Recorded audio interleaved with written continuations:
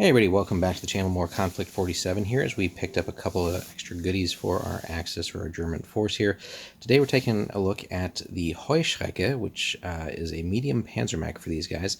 It's a metal and resin hybrid, so we'll take a look at it. It's definitely not, some of the like some of the newer things here where we're getting all plastic, so it's still very much that sort of first gen of Konflikt 47 kits, but that doesn't make it bad in any sense of the word. But just so people are aware of what they're getting into when they buy this kit, right? So metal and resin. So we'll get this open up here for you guys in just a second. We'll show you everything that you can expect inside, and we'll go from there. Alrighty, guys. We have everything opened up, so let's just kind of go through it here. Get a couple of inserts, so just a little bit of a background on the kit itself as far as like its in-game lore, which is pretty cool. And then on the back we get a assembly guide, because there are a couple of weapon variations, so pretty neat stuff there on how we want to approach that. So we can go with, on the hull here, we can go with light auto cannons or MMGs. Top basically is a rocket launcher or medium AT gun, so it really gives you some wide variety of how to employ this thing. And the arms are by default kind of close combat oriented too. Would have been cool to have like some underslung machine guns maybe on the arms, leave the auto cannons in the torso, but probably need a little bit bigger mech or something for that, but that'd be kind of overkill too, which would be a-okay though. Sort of working with Warlord resin insert here. Pretty typical stuff though if you've already worked with resin in any capacity before, you know what you got to do to work on it. We get our decal sheet, and then let's jump into the good stuff here. So again, we mentioned metal and resin hybrid kit here. Again, also our base MDF on that.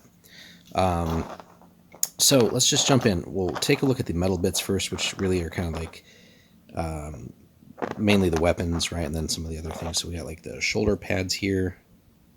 Let's see if we can get that to actually focus up. Good stuff there. The feet, looks like, there we go, there's the other guy. Also metal. Okay. The back, which it does have some thrusters, so I got to double check in the rules. This guy might be like actually able to jump with these, so that'd be cool. I'll have to look at that. But hopefully that'll also just, it's pretty hefty, so hopefully that'll just nicely slot in on the resin part, which we'll see soon here. The other shoulder pad. Then the guns here, so, oops, come on now. These are the auto cannons. So yeah, let's get that focused. And then in comparison, the machine guns. So either way, you get all kinds of cool firepower with this thing. Loving this though, like the way that they have the medium AT gun designed on it is just awesome. But then we also have, again, the rocket launcher. So basically it has a Nebelwerfer on its back for what the little bit actually is here. I don't know if it functions the same as that in Konflikt, but we'll have to look that up when we build it. But realistically too, I'll have to double check. I wonder if we don't necessarily have to commit to gluing this in. Maybe not, so maybe we can at least vary the top. If not, the hull weapons. We got the arm bits here, the clamps, so definitely can do a little bit of close combat work with that. Now let's take a look at the resin parts here. On first look, it almost feels like Forge World resin, just super crisp. It's got that same color. Really good details here.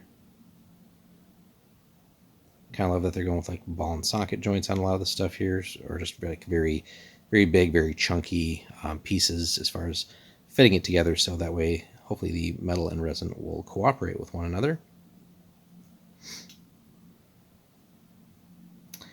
It is interesting that they're kind of putting, this is the cockpit, and I'm pretty sure it's a, I'll have to double check if it's a one-man or like multiple man crew, but if it's just a one-man, the pilot's up here. Don't think we need vision slits down there, but anyway, we'll have to look into that. Maybe the lore will tell us.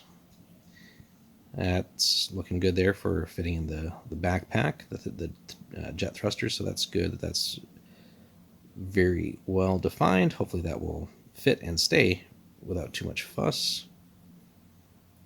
Again, Very crisp, very detailed without being overdone. I like that as far as just too much pointless detail. Get the legs here.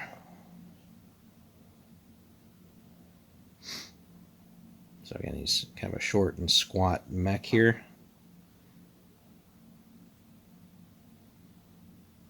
Oh, that's cool. Got the kind of like some springs or something in there. That's a nice little detail. Probably will get mostly covered up with assembly though, but cool nonetheless. So we got that. Then the arms, also nice and simple. Seems like everything will fit together very easy on this, so that is a welcome sign. Just the other one for reference. And then, last but not least, kind of tying it all together.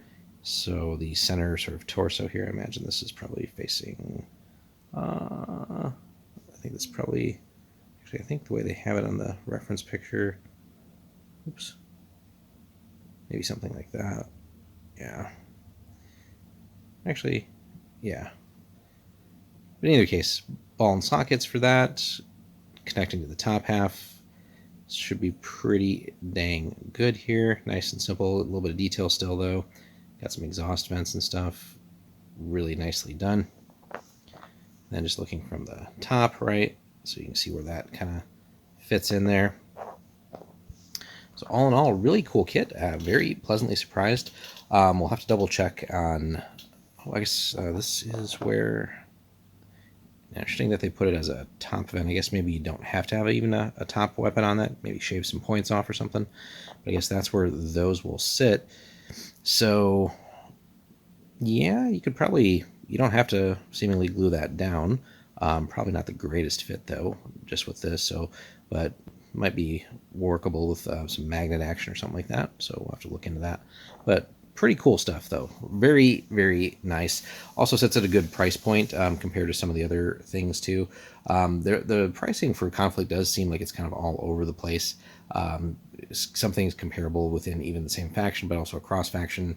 You almost wonder, like, well, why is this thing this price, and then something from another faction, which is like similar size, is maybe almost like twice as much. There's just a few weird things with some of like the larger kits on that.